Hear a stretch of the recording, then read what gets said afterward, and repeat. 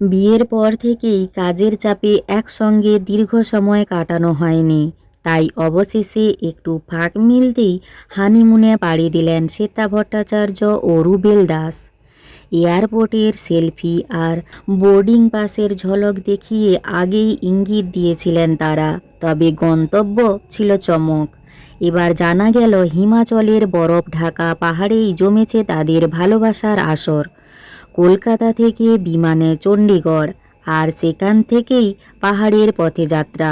হোটেলের বারান্দা থেকে বরফে মোড়া দৃশ্য, ঠান্ডার মধ্যে উষ্ণ হাসি, সবটাই সোশ্যাল মিডিয়ায় ভাগ করে নিয়েছেন রুবেল ও শ্বেতা। খুব সম্ভবত প্রথম গন্তব্য সিমলা।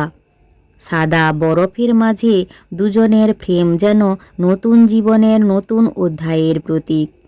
প্রায় 5 বছরের প্রেমের পর 2025 সালের জানুয়ারিতে বিয়ের পিঁড়িতে বসেন তারা। যমুনা ঢাকি ধারাবাহিকের সেটে শুরু হয়েছিল রিল লাইফের সম্পর্ক, তা গড়ায় রিয়েল লাইফেও। প্রেম নিয়ে কখনো রাগঢাক করেননি, ট্রোলও হয়েছে, সমালোচনাও এসেছে, কিন্তু তাতে তাদের সম্পর্ক আরও মজবুত হয়েছে।